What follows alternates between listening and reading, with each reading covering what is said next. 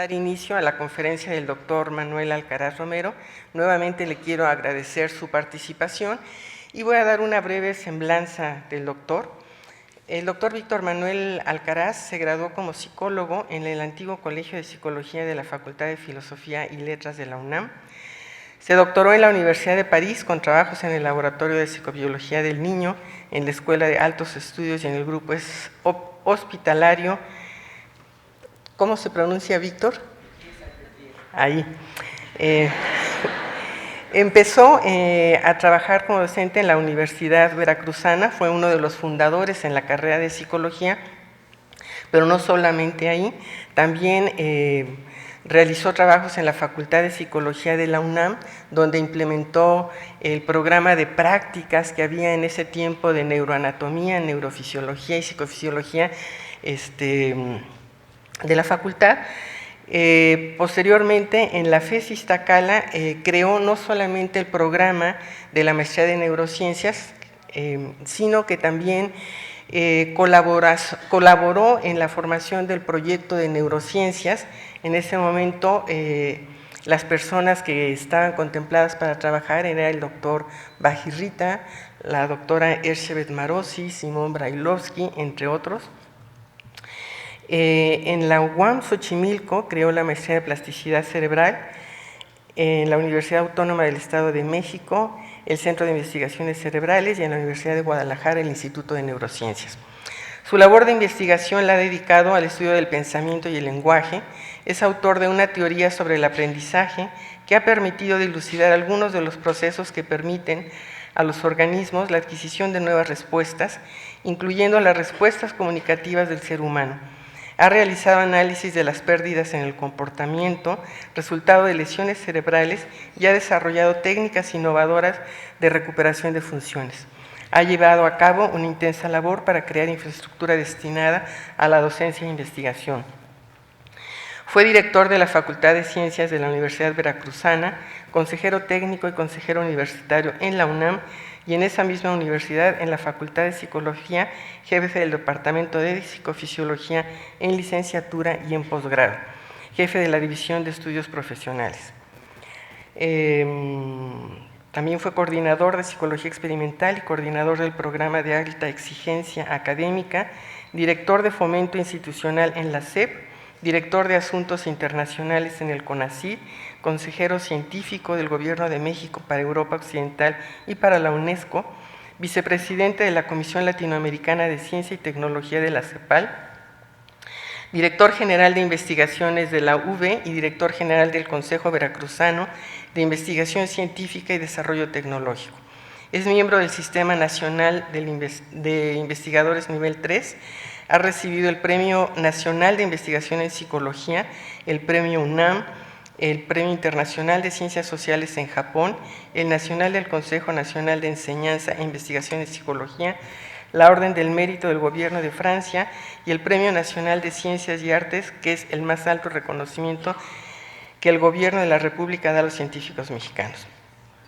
Ha publicado más de un centenar de trabajos de investigación, 9 libros científicos, e incluso ha realizado incursiones literarias. Una de ellas es su novela Al acoso del sueño, que fue premiada en el concurso de publicación de obra literaria organizado con motivo de la Feria Internacional del Libro de Guadalajara.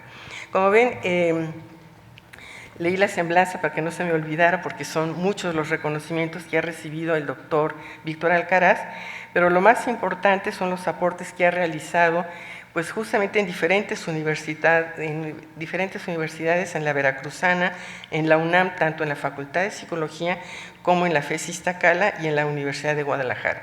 Pero quizás lo más importante es que ha contribuido a la formación de un buen número de recursos humanos. Algunos de los profesores que son actualmente tutores del programa fueron sus alumnos, como el doctor Javier Nieto. Pero bueno, yo creo que lo más importante es el aporte que ha hecho el doctor a la psicología. Y bueno, y lo último más importante es que tú es tutor de nuestro programa. Le agradezco otra vez y pues bienvenido, Víctor.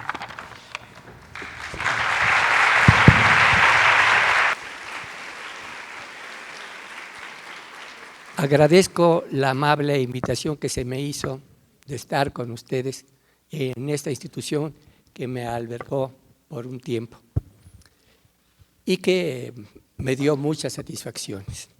Quiero presentar a vuelo de pájaro una especie de análisis sobre la estructura del lenguaje y cómo el lenguaje surgió en el ser humano. La siguiente diapositiva, por favor. En sus orígenes, el lenguaje está basado en conductas puramente reflejas.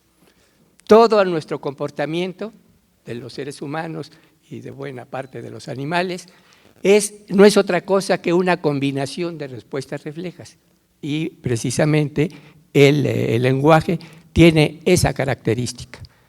Se inició con respuestas reflejas en los animales que aparecían en ciertas circunstancias especiales. El aumento en las hormonas sexuales daba lugar a la producción de feromonas, a fonaciones, las llamadas de celo, o ante situaciones de peligro llamadas de alarma, y las madres llamadas a sus crías y las crías llamadas a sus madres, que son respuestas reflejas ante estimulaciones muy específicas. La siguiente, y estas respuestas reflejas empezaron en circunstancias de interacción con el medio ambiente y sobre todo con el medio ambiente de coespecíficos a ser moldeadas, y aparecieron entonces las reacciones, por ejemplo, de agresividad, se moldearon para convertirse en lo que se llaman despliegues. Hay despliegues de agresividad y despliegues de sumisión, y también en la conducta sexual el cortejo. La siguiente, tenemos aquí, esta es una lámina que aparece en el libro de Darwin, un perro en una situación de alarma, de posible confrontación con un específico.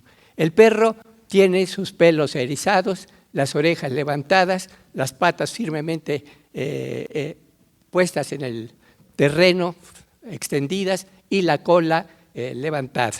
La siguiente, esa es la situación propia del ataque.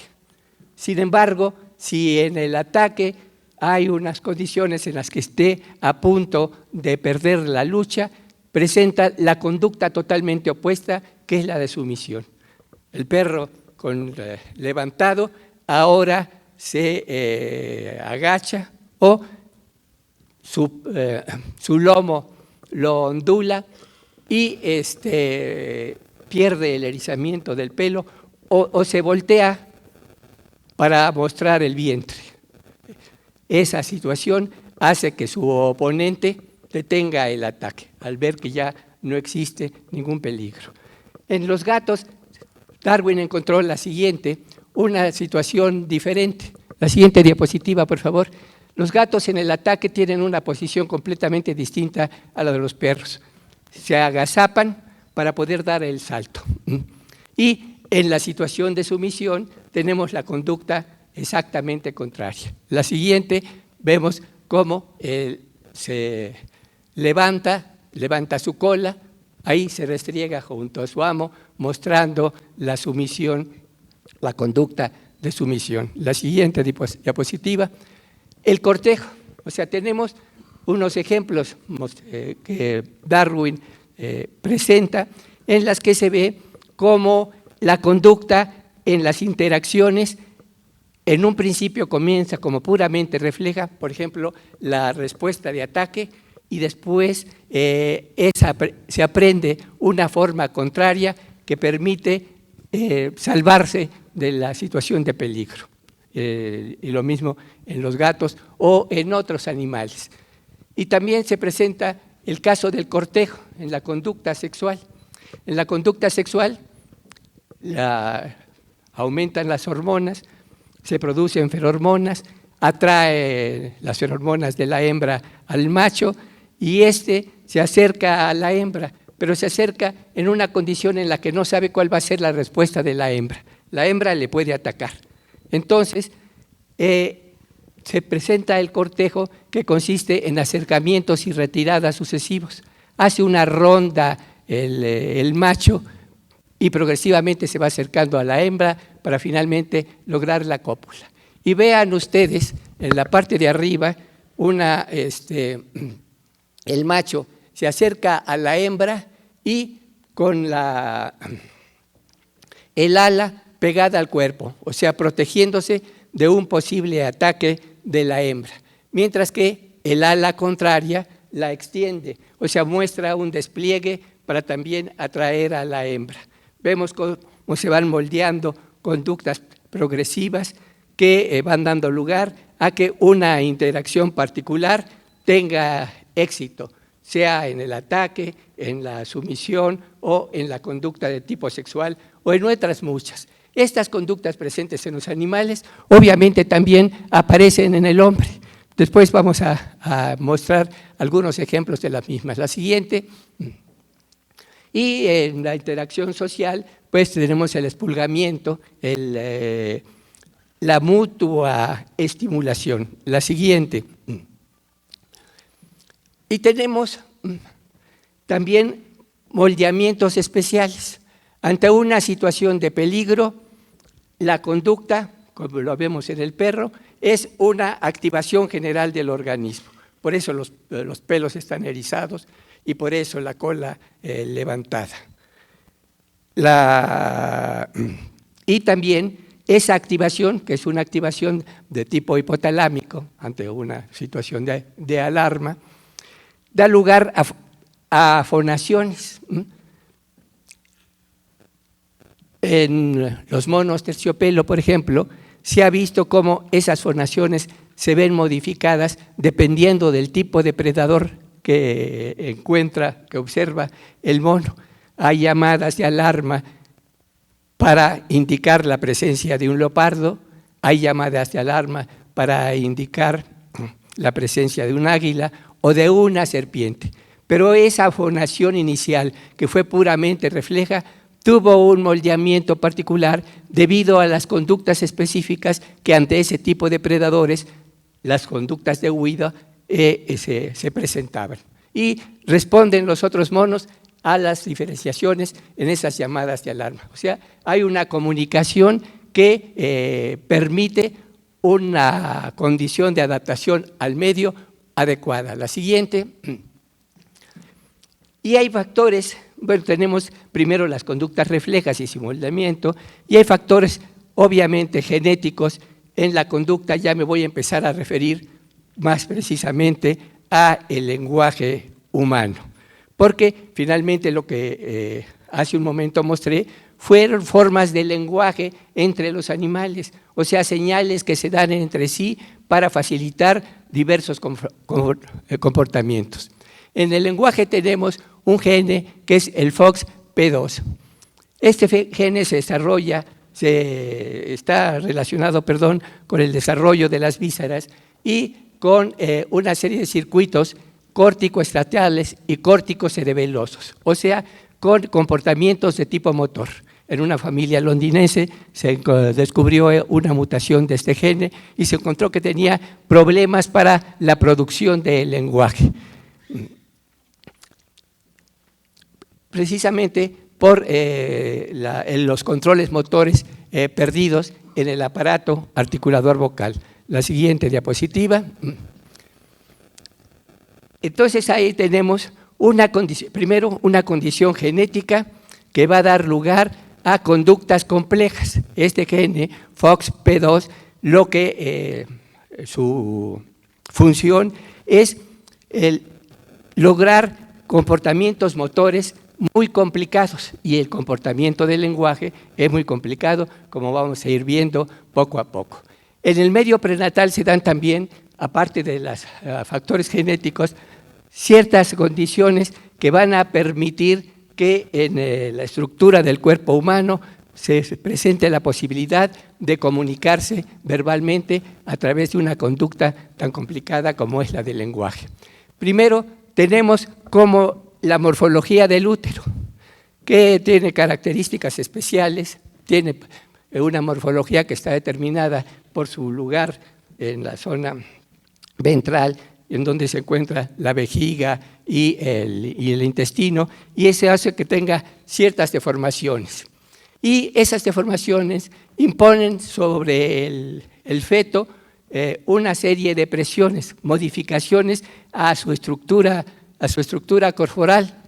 Y además, en el ser humano, que ha adoptado la postura erecta, la fuerza de la gravedad va a actuar sobre el feto y va a hacer que la parte más pesada de su cuerpo, que es la cabeza, caiga, va a facilitar esto el parto posteriormente, pero va a caer de una manera tal en la que va a quedar la oreja izquierda hacia el frente.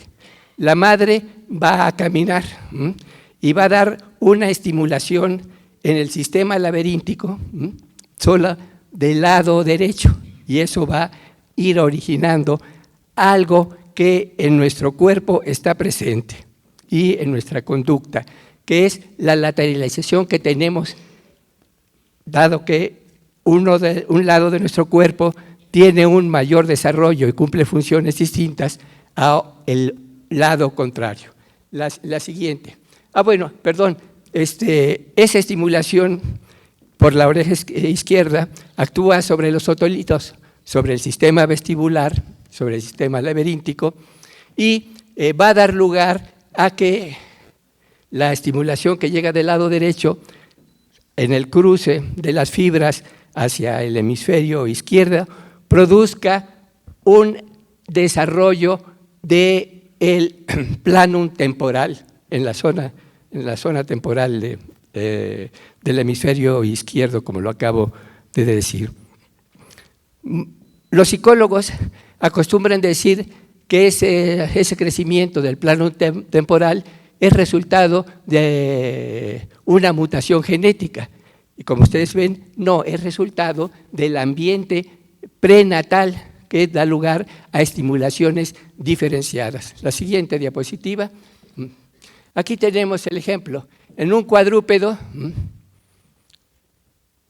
los fetos están colocados en una situación que va a variar sobre todo, aunque va a tener las limitaciones del útero. Pero en el ser humano vemos cómo la cabeza se viene hacia abajo por la fuerza de la gravedad y va a quedar hacia el lado derecho, como decía, la parte derecha del cuerpo, hacia el frente del vientre materno. La siguiente diapositiva. Entonces, esta condición va a dar lugar a una primera lateralización en el cerebro y luego otra lateralización va a ser resultado de la postura erecta.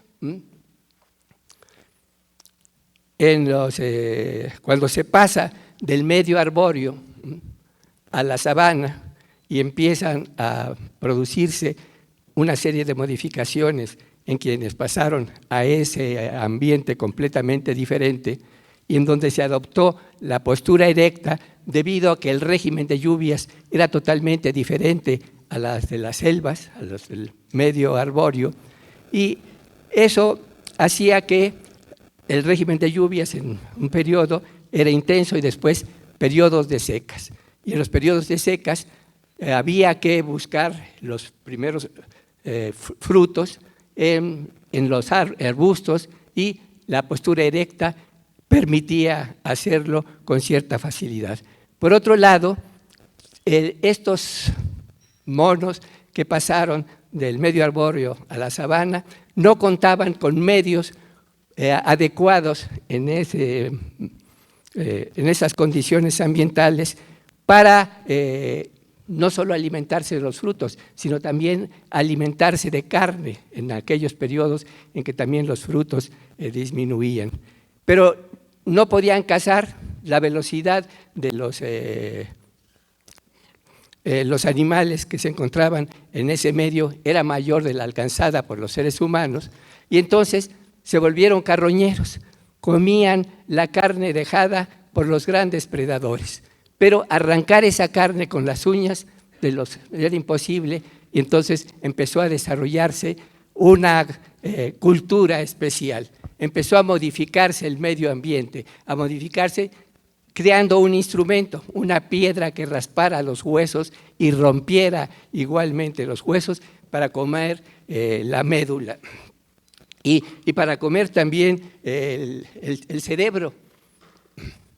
Entonces, ahí se adoptó la postura erecta, y la postura erecta permite, por otro lado, que la superficie del cuerpo tenga una menor área de acción de los rayos solares. Los cuadrúpedos tienen todo el lomo a donde caen los rayos solares. Con la postura erecta, nada más caen no en todas las partes del cuerpo, en la misma extensión que en los cuadrúpedos. Entonces, eso fue fundamental para la adaptación a ese medio. Y la postura erecta, además, dio lugar a que cayera la mandíbula y que las fonaciones de los seres humanos pudieran realizarse de una manera más complicada que las fonaciones que simplemente tienen lugar por un flujo de aire que hace que vibren las cuerdas vocales y se produzcan sonidos. Se liberaron también las manos, y esa liberación de las manos, gracias a la postura erecta, permitió la construcción de instrumentos. Por otro lado, hay un reflejo que se puede ver. Estoy tratando de presentarles a ustedes cómo va estructurándose el cuerpo humano para facilitar la conducta del lenguaje. Hay un reflejo que se llama el tónico del cuello, que presentan los bebés en la posición supina. O sea, están acostados y su cuello, su cabeza se voltea de un lado, se extiende el brazo de ese lado y se flexiona el brazo contrario. Este reflejo tónico del cuello va a ser muy importante para las adaptaciones posteriores. La siguiente. Bueno, vemos que ya desde el útero empezó a darse una lateralización en las estructuras del cuerpo humano, que después se va a dar otra lateralización que va a ser el resultado de la fabricación de instrumentos y de la obtención de alimentos de una manera particular que se hace utilizando las manos y no solamente el hocico de los animales o el pico. Ahí, en este caso, una piedra, por ejemplo, que se va a utilizar para raspar los huesos, se toma con una mano. Se toma con la mano izquierda, porque ya hubo una lateralización previa en el ambiente prenatal. Y la toma es como esta que tengo yo del micrófono. Es un agarre de toda la mano. Los estímulos que surgen se van al hemisferio derecho. Y para este tipo de respuestas vamos a tener una condición en la que la percepción va a ser global. El hemisferio derecho entonces va a dar lugar a percepciones globales en el medio ambiente, mientras que la mano derecha, que va a manipular el objeto que ha sido tomado con la izquierda, implica movimientos de los dígitos, movimientos de la muñeca, o sea, una conducta motora más complicada. Y esa conducta motora más complicada se va a ir al hemisferio izquierdo, lo cual va a facilitar también controles de respuestas motoras que tengan esa característica, no solo la toma global de los objetos. Va a dar lugar todo esto, ya primero desde el útero, a que en los ganglios basales haya una predominancia dopaminérgica mayor del lado izquierdo, del cerebro izquierdo, para controlar más adecuadamente estos movimientos finos de la mano derecha. Recuerden ustedes que en los ganglios basales están dos núcleos muy importantes, el núcleo septal y el núcleo accumbens, que van a establecer reforzamientos, van a tener producciones de dopamina reforzantes para aquellos movimientos que se apegan a condiciones particulares de las exigencias del medio, o sea, para movimientos finos. Y entonces, el lenguaje, el lado derecho del cuerpo va a realizar actividades motoras muy complicadas, secuencias de actividades motoras que no se llevan a cabo del lado izquierdo del cuerpo.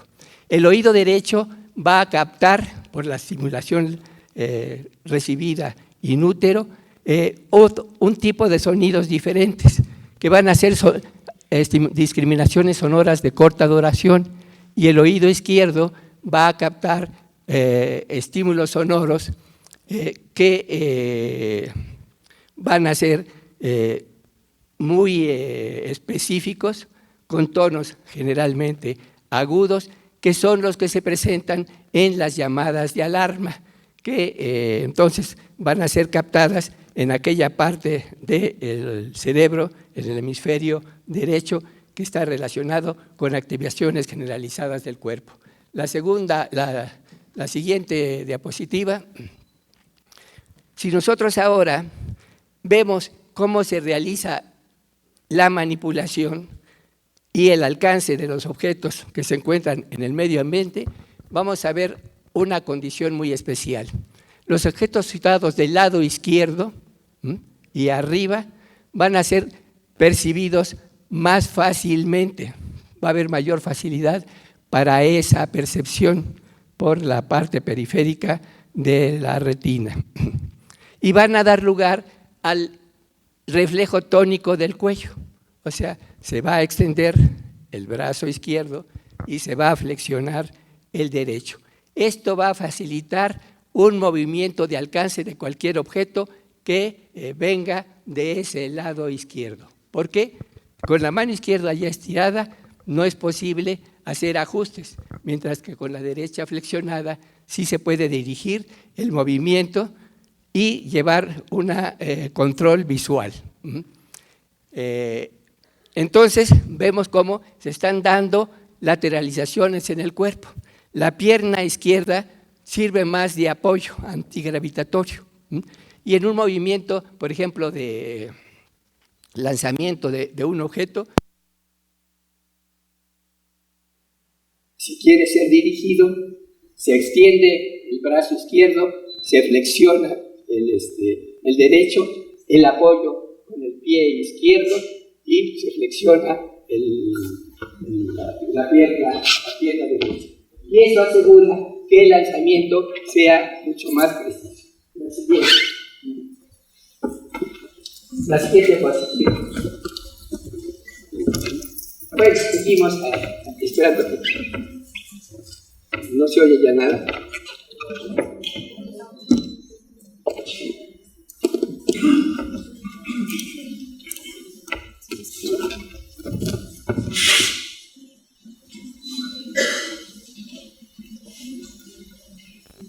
¿No?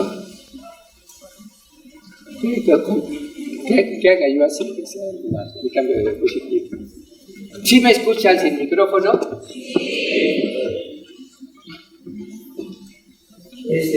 Donde no me escuchan es en la cabina. No hay lugar. Pero bueno, hablo fuerte. Vamos a tener entonces,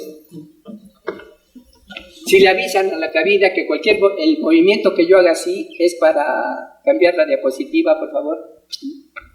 Vamos a tener una condición en que va a haber un control de las fonaciones gracias a la caída de la mandíbula gracias al control del lado izquierdo, del hemisferio izquierdo, de los movimientos diestros, también del lado izquierdo del cuerpo.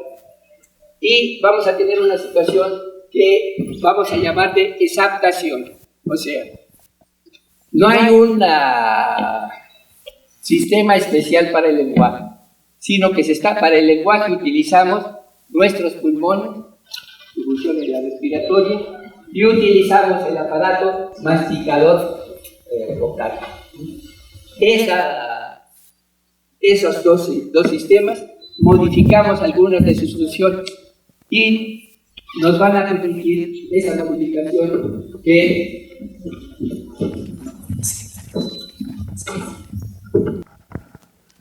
esa modificación va a permitir que se produzcan sonidos diferentes a las puras llamadas de alarma. Las llamadas de alarma decíamos que es una fonación, o las llamadas a las crías, es una fonación que implica simplemente expulsión del aire por la boca. Pero vamos a encontrar una condición en la cual la simple apertura de la boca va a permitir que se produzcan sonidos que son los vocálicos, la A, la E, la I, la O y la U, componentes fundamentales del lenguaje. Pero estos van a estar controlados por el hemisferio derecho y van a estar relacionados con situaciones emocionales y van a dar lugar a la prosodia, y la prosodia tiene que ver mucho con condiciones emocionales. Y por otro lado, el aparato articulador, el aparato masticador, oponiendo bloqueos a los flujos de aire, va a permitir que se produzcan las consonantes. Y vamos a ver una situación muy particular, para que esta nueva conducta, la producción de emisiones vocales complejas, se dé en una forma especial. Esto va a estar dado por otra condición que existe en el cerebro, que son las llamadas neuronas espejo. Las neuronas espejos se activan cuando se observa un movimiento realizado por un coespecífico, o sea, en la corteza frontal. En la corteza frontal, las neuronas motoras se activan para la realización de nuestros actos. Pero también cuando vemos un acto, hay una activación de neuronas motoras. Esa activación le van a encontrar ustedes en los libros de psicología, que va a permitir la teoría de la mente, o sea, conocer las intenciones de las personas. No va a permitir eso. Lo que va a permitir es hacer ajustes de nuestro propio cuerpo. Porque si vemos que un proyectil llega a nuestro cuerpo, o no un proyectil, sino un movimiento de ataque de un coespecífico, ¿qué es lo que tenemos que hacer? Activar también nuestro propio cuerpo para defendernos, para sea bloquear el golpe o escabullirlo. Así es que las neuronas en espejo cumplen esa función. Y Darwin descubrió también otra función, no para las neuronas espejas, pero para la mirada. O sea, nosotros estamos pendientes de la mirada de los demás, porque nos permite hacer ajustes en nuestro cuerpo, dependiendo de hacia dónde nos están mirando. Y Darwin dijo que la selección sexual era apoyada precisamente por la mirada. El cuerpo femenino varía en las distintas culturas. Hay mujeres delgadas, hay mujeres robustas, gordas, hay mujeres. No voy a entrar ya en muchos detalles, porque voy a convertir la conferencia en algo pornográfico. Pero bueno, mujeres con bustos grandes, mujeres con bustos pequeños. Las gringas son mujeres con bustos grandes y las francesas son mujeres con bustos pequeños. ¿Por qué? Van a decir ustedes, porque la alimentación de las gringas es mayor y entonces eso produce ese cambio en la morfología del cuerpo. No, la alimentación de las gringas es muy mala, mientras que la de las francesas tiene muchas grasas y la de las gringas tiene menos grasas. ¿Y por qué las francesas tienen bustos pequeños cuando los deberían de tener grandes por las grasas? Pues simplemente por los efectos de la mirada. ¿Hacia dónde van las miradas del sexo masculino en el cuerpo femenino? Y así también se han modificado las morfologías en los machos, en los animales, y las morfologías de las hembras. Eso lo planteó Darwin hace mucho tiempo. Pero bien, entonces la siguiente diapositiva, la mirada juega ese papel, la mirada de los otros, y también nosotros hacemos ajustes corporales dependiendo de los movimientos que hace alguien que está, con el cual interactuamos. Esos movimientos corporales los podemos ver, por ejemplo, en una plática. Están platicando dos personas y vamos a ver cómo danzan. Si el hablante se mueve para un lado, el escucha se mueve para el otro. Y así están en una danza continua, que no nos damos cuenta, pero filmándolo la encontramos.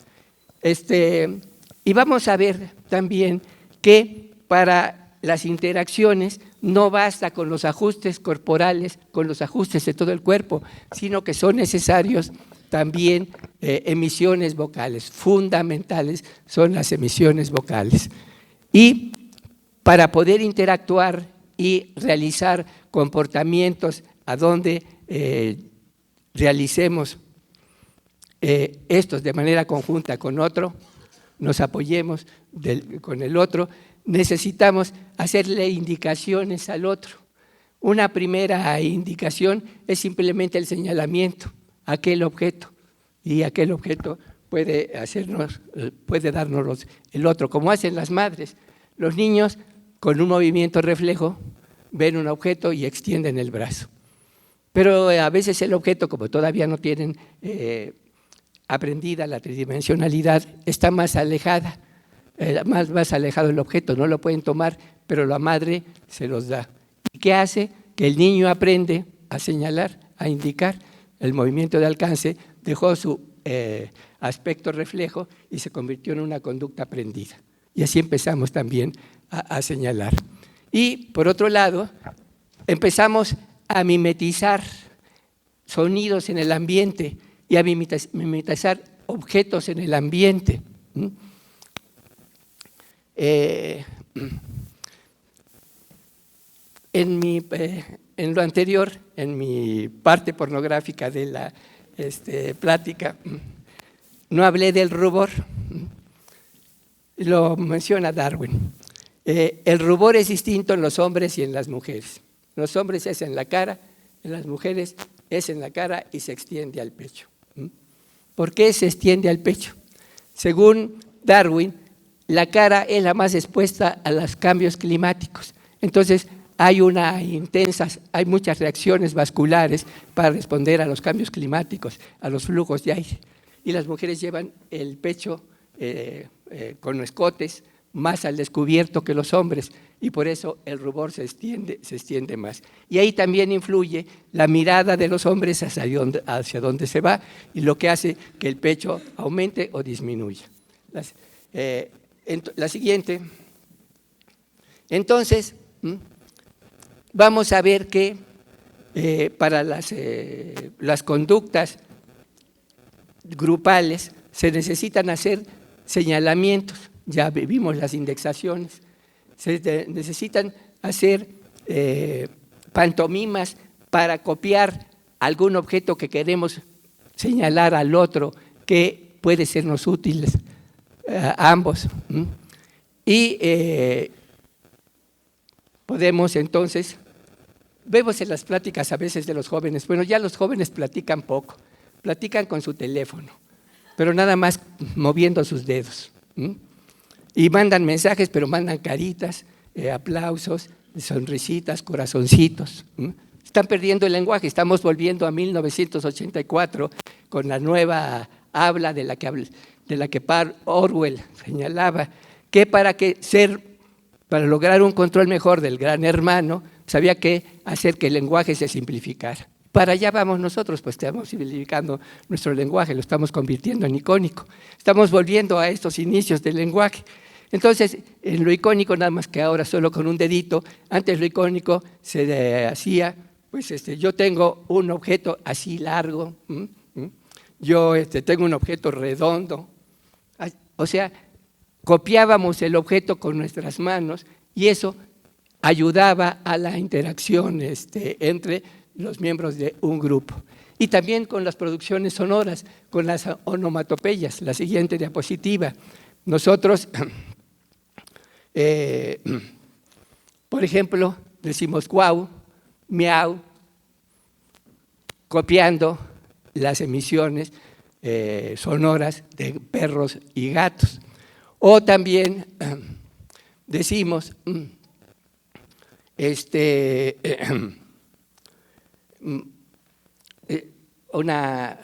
por ejemplo, estoy tratando de acordarme de una onomatopeya, susurro, estamos haciendo ese ruido nosotros. Gorgoteo, estamos haciendo también una agua que corre. O sea, estamos copiando vocalmente estímulos del ambiente y estamos de esa manera, nuestro aparato articulador, utilizándolo para comunicarnos con otros, copiando primero los objetos a los que hacemos referencia. La siguiente diapositiva. Y vamos a ver que les voy a preguntar, a cualquiera de ustedes me contestan, ¿cómo se imaginan una cosa que se llama Titi? ¿Cómo? Titi, ¿cómo se la imaginan? Chiquito, pequeño. ¿Y Toto? Grande. Ahí tienen un modelamiento de una pronunciación vocal en la forma de un objeto exterior. Entonces tenemos las onomatopeyas. Miren, ahí tenía yo las que venían en la diapositiva. Y también lo utilizamos para señalamientos vocales. Por ejemplo, tú, estoy señalando con la protrusión de mi boca a otro. Yo, con una producción señalándome a mí mismo. Y eso lo vemos en muchos idiomas, por cierto. I, en inglés, yo, you, we, en ruso, ti, titi, we, o ya. O sea, vean cómo la pronunciación vocal ya es un señalamiento. La siguiente. Y de la copia se pasa a la convencionalidad. Y aquí tenemos un ejemplo de la copia a una convencionalidad. O sea, tenemos el pío pío de los pollitos. En latín vulgar, no en el latín clásico, en el latín vulgar que hablaban las legiones romanas en la Galia, en la Iberia, se referían con pío pío a los pollitos. Y los hábitos de pronunciación en las lenguas de esos habitantes de la Europa central no podían decir pío pío y fueron separándose del pío pío y lo convirtieron en español en pichón, en inglés en pigeon y en francés en pigeon. Vean, se pasó de lo icónico a lo aparentemente convencional. La siguiente. Y vamos a ver muy rápidamente, porque ya se me está terminando el tiempo, cómo va surgiendo. Ya vemos las bases para la estructura del lenguaje y cómo fue progresivamente surgiendo con algunas de sus características. Veamos cómo surge el lenguaje en el niño. Empieza con activaciones globales cuando se presenta una situación estimulativa negativa en el niño. Puede ser frío, puede ser hambre, llora el niño y ese es un llanto reflejo. Pero ante el llanto del niño, la madre le presta atención, le da de comer, lo cubre, o sea, responde a la necesidad que tiene el niño. Y el llanto pasa de ser llanto reflejo a llanto operante. Entonces ya el niño llora para llamar la atención de la madre, no por una reacción de tipo reflejo. Y el llanto operante es distinto al llanto reflejo. El llanto reflejo es muy agudo, con emisiones de larga duración, expulsiones del aire de larga duración y inspiraciones cortas. Mientras que el llanto operante es a la inversa, como lo vimos también cuando hablábamos de los despliegues en los animales. En el llanto operante la expiración es corta y la inspiración larga. Y el tono, que en el llanto reflejo es agudo, aquí se convierte en grave. La siguiente. Y comienza el balbuceo. Y en el balbuceo, pues azarosamente el niño cierra sus labios y dice pa. Y en ese momento el padre dice, ya, mi hijo me está llamando. ¿Y qué pasa cuando se recibe reforzamiento? Se repite la misma conducta y se presenta el balbuceo reduplicado y se produce ahora papá. ¿Y por qué se produce primero papá que mamá? Pues es obvio, ¿no? No, es obvio porque simplemente es un cierre de los labios, mientras que para mamá se necesita cierre de los labios y expulsión del aire por la nariz. Entonces es una pronunciación más complicada y por eso viene después. Ya me vine abajo. Entonces, la siguiente diapositiva. Tenemos que así comienza la interacción vocal madre e hijo. Y también comienza la interacción a través de los movimientos de alcance, que es la indexación, y comienza a el niño seguir la mirada de la madre y la madre la mirada del niño, para que se puedan descubrir objetos que son vistos en forma común y de esa manera designarlos. Y en la designación, la siguiente diapositiva, vamos a ver que, la pasamos, vamos a ver en la designación que la madre, por ejemplo, les muestra al perro de la casa, al niño, y le dice al niño perro. Pero el niño, ¿quién sabe qué haya visto? Bueno, también los psicólogos, perdonen que hable mal de nosotros, ahí hay una serie de artículos al respecto, ¿no? Son clásicos, que el niño lo primero que ve es el rostro de la madre. Y eso lo ve desde los primeros días de nacido. No, el niño no ve absolutamente ningún estímulo complejo a esa edad. Sabiendo un poco de neuroanatomía, se darían cuenta los que aceptaron el artículo en la revista Science o los que lo publicaron, que no es posible porque el control de los movimientos oculares todavía no está establecido. Y para descubrir los rasgos del rostro de la madre se necesitan varios movimientos oculares. El niño quizá solo vea una línea por ahí, pero eso no es la madre. Pero debo de hablarles yo de algo muy personal. Yo descubrí que no era el padre de mi hija. El padre de mi hija eran mis lentes. ¿Por qué? Porque me quité los lentes, mi hija me veía y me sonreía, me daba los brazos, en fin, hacía grandes aspavientos. Creía que sabía que yo era su padre. Pero resulta no, eran los lentes porque me quité los lentes y la niña comenzó a llorar.